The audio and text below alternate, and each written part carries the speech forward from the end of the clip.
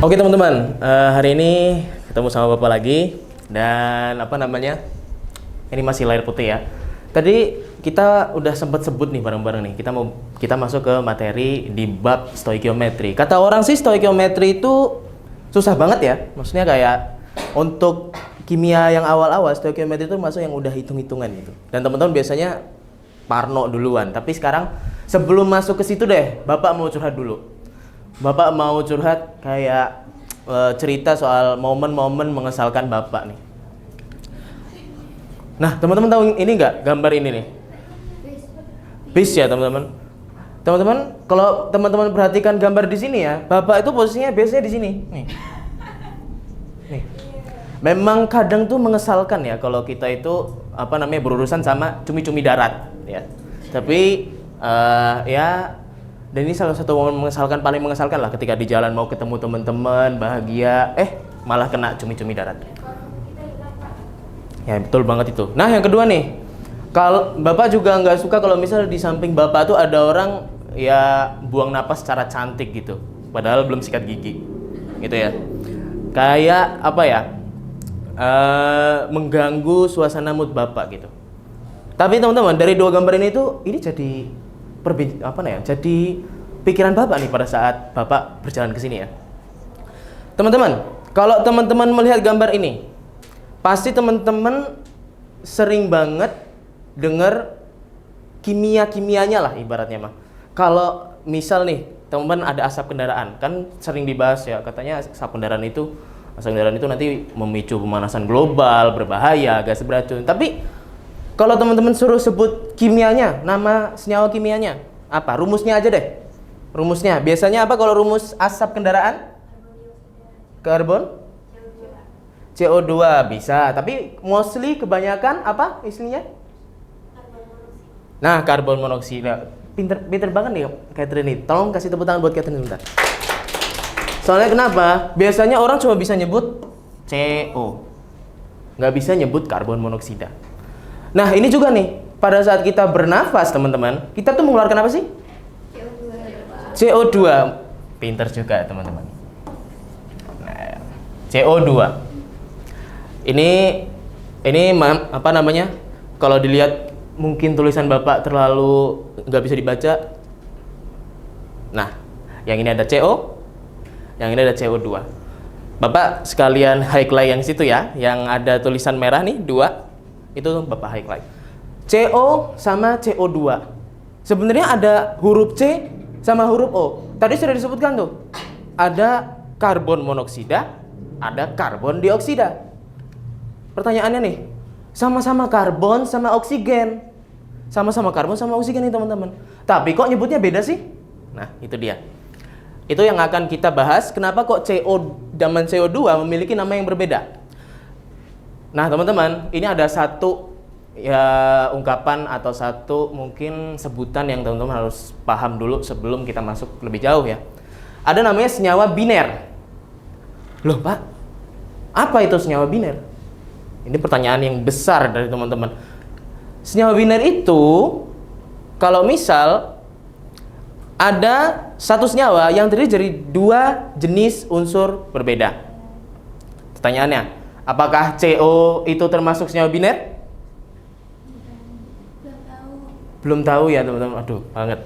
Emang harus kalau teman-teman udah tahu, Bapak nanti nggak bisa ngajar ya. Jadi senyawa biner itu intinya kalau ada 2 atom yang berbeda ya. Tadi kita misal contoh ada C sama O. Ini kan ada karbon sama oksigen. Kalau keduanya oksigen, O2, ini nggak bisa disebut sebagai senyawa biner. Nggak bisa. Apalagi ada mungkin nanti teman-teman lihat mostly kebanyakan halogen ya, nanti ada F2, Cl2. Ini kan teman-teman udah belajar di kemarin tabel periodik unsur ya. Itu tuh bukan senyawa biner walaupun dia dua unsur. Tapi bukan senyawa biner. Oke? Kemudian Bapak langsung tembak aja nih. Contoh senyawa biner tadi sudah Bapak contohkan, ada karbon, ada CO, ada CO2, dua-duanya sama-sama karbon dan oksigen. Oke, sekarang pertanyaan besarnya, gimana sih cara kita memberi nama? Ada yang mungkin udah bisa memberikan hipotesis dulu. Tadi Bapak udah menjelaskan, kok ada yang beda nih di awal tadi. Ada CO, ada CO2. Kenapa namanya bisa beda? Ada yang bisa menebak? Mungkin dari teman-teman? Ada angka 2-nya. Pintar sekali Amel. Ini luar biasa, Amel sudah bisa menganalisa dari dini ya. Keren banget. Nah, benar ya teman-teman. Nomor itu adalah jumlah atom adalah hal yang paling kita harus perhatikan dalam penamaan tata nama senyawa biner. Nah, di situ kita harus memperhatikan nanti teman-teman perhatikan di sini dulu. Teman-teman harus menghafal. Ya namanya juga ini bahasa asing ya. Kosakatanya beda sama punya kita juga. Makanya harus dihafal. Ada mono, di, tri, tetra, penta. Nah, nanti kalau teman-teman dilanjutkan nanti ada heksa, hepta, okta, nona, deka. Itu teman-teman harus hafal. Tapi sekarang fokus dulu ke 5 ini. Ada mono, di, tri, tetra, penta. Ya. Teman-teman kalau penta itu gimana sih? Pentagon. Kalau tahu teman-teman pentagon tahu bentuk lapangan baseball. Nah, itu penta. 5 dengan 5 sudut. Kemudian nanti kalau yang paling ini biasanya tetra nih ya, ini sangat asing ya. Tapi kalau mono, di, tri itu udah ini teman-teman. Udah familiar lah, teman. Nah, aturan utamanya pertama, teman-teman harus sebutkan nama unsur pertama dulu. Ini Bapak kasih contoh nih di sini. Ada SO. Unsur pertamanya apa, teman-teman? S. Apa itu? S itu apa namanya? Kalau dalam tabel periodik? Sulfur. Bagus sekali. Nama unsur pertama disebutkan.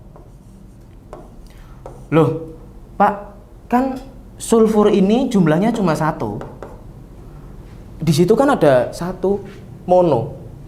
Ingat, di sini ada catatan teman-teman. Catatan awalan mono tidak digunakan untuk unsur pertama. Itu berarti unsur pertama kita nggak boleh pakai mono. Oke? Dan kalau udah masuk ke nama unsur pertama kita udah, sebutkan jumlah atom menggunakan awalan Yunani. Oke. Nah, unsur kedua diberikan akhiran ida. Tapi teman-teman sebelum ke situ, mono ini juga berlaku sebenarnya buat unsur kedua. Unsur setelahnya ya. Mono itu cuma digunakan, teman-teman, ini fun fact-nya ya, teman-teman.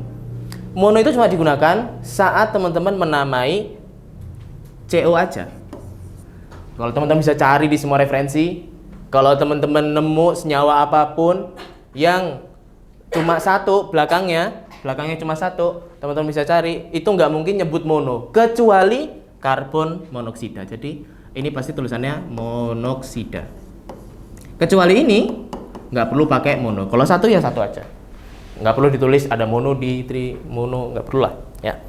Nah, ini sebenarnya ada salah teman-teman ya.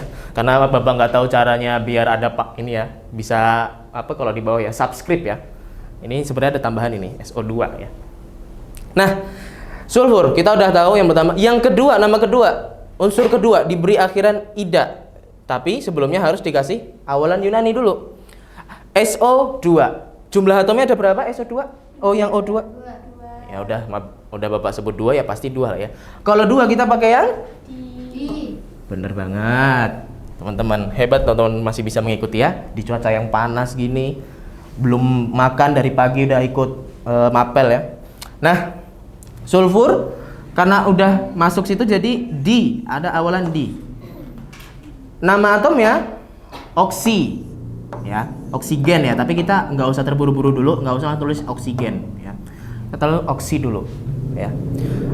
Kemudian akhirannya diberi akhiran ida, berarti oksida. Begitu. Jadi jawabannya adalah sulfur dioksida. Oke. Kita udah kelar di situ. Nah, ini teman-teman tolong bantu Bapak menganalisa ini. Pertama, berarti kalau di situ kita bisa sebutkan bahwa pada atom CO itu karbonnya sama-sama 1 ya. Jadi kita nggak perlu tulis. Apa yang membedakan? Yang membedakan adalah lihat, di sini cuma ada 1, di sini ada 2. Karena tadi karbonnya sama, ya udah kita langsung tulis aja karbon ya. Langsung tulis aja. Karbon dan juga 1 nggak perlu ditulis mono ya, seperti yang tadi sebelumnya. Kemudian langsung kita taruh di sini mono, dan mono ini hanya ada di karbon monoksida, dan Di sini ada di untuk melambangkan angka 2. Begitu. Dari sini dulu teman-teman. Ada yang ingin ditanyakan? Mungkin dari teman-teman yang masih merasa bingung? Tidak. Oke, kita lanjut nih. Kalau gitu nanti Bapak kerjakan 2 soal, 1 soal nanti Bapak bakal minta volunteer buat teman-teman. Mungkin dari salah satu dari teman-teman bisa maju membantu Bapak ya. Oke. Kita Kita coba yang ini dulu aja, yang kelihatannya paling susah ya. Di sini ada unsur P, teman-teman. P itu apa? Fosfor, benar banget. Kita tulis fosfor ya, karena ini bahasa Indonesia ya. Bukan bahasa Inggris. Kalau bahasa Inggris ada PH-nya, fosfor gitu ya. Nah, karena dia satu, nggak perlu lah kita tulis mono segala macam. Nah, sekarang ada Cl. Cl itu apa, teman-teman? Klorida. Oh, tapi terlalu buru-buru ya. Ada sebenarnya namanya kloro aja ya. Kloro. Tapi udah bagus, teman-teman. Klorida. Itu mendahului saya malahan ya. Keren banget kepintarannya mendahului saya. Makanya terus karena dia ada kloro, kita nggak usah buru-buru, tulis aja klor dulu. Ya. Ya, jangan di sini deh. Tapi kurang jauh ya.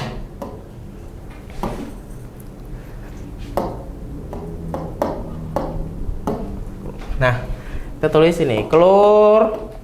Nah, sampai sini aja dulu. Terus ini ada angka apa, teman-teman? 3. Ada angka 3. Berarti kita tulis di sini apa kalau 3?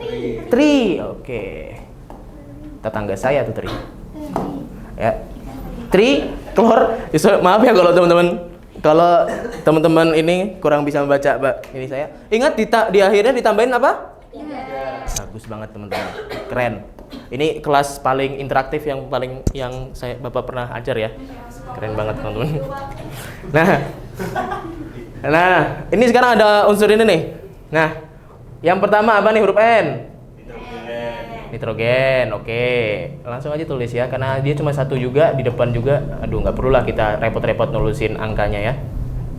Ya, ini apa, Pak? Nitrogen. Nitro ya ini ya. Nitrogen.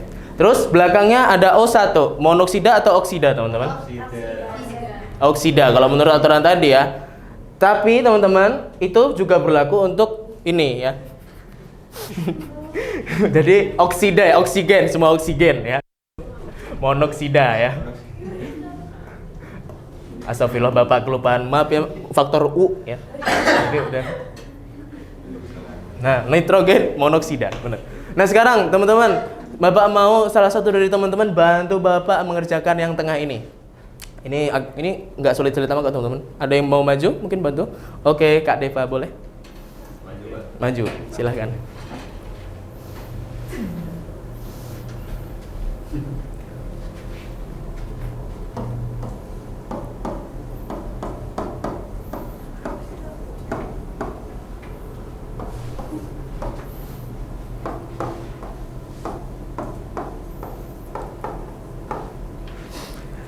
Iya, kita lihat. Bagus banget Kak Deva. Loh, langsung ini. Keren banget ya Kak Deva. Lanjutkan prestasinya. Keren banget. Saya terharu sekali teman-teman hari ini. Bisa langsung menjawab dengan benar. Keren banget. Walaupun saya dibikin insecure ya, tulisannya lebih jauh bagus dari tulisan saya. Tapi benar.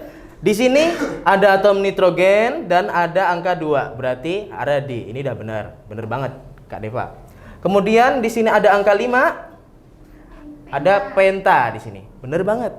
Lagi-lagi bener lagi. Kenapa Deva selalu benar ya? Terus karena dia di akhirnya ditambahkan aturan IDA, ini semuanya benar. Jadi berawal dari keresahan, kita semua sekarang bisa memecahkan tata nama senyawa biner. Tapi ini hanya untuk kovalen ya teman-teman. Kita kan kemarin udah belajar kovalen. Ada kovalen, ionik, logam. Ini tata nama senyawa biner untuk kovalen aja. Kayaknya emang udah ini ya, konslet ya. Jadi hanya untuk kovalen aja. Terus gimana kalau ini Pak, kalau ionik kemudian logam? Nah, besok kita akan lanjutkan lagi karena waktunya udah mau habis ya. Besok kan kita lanjutkan lagi. Jadi terima kasih untuk hari ini Bapak. Semoga teman-teman kedepannya bisa lebih sukses lagi dalam menjawab.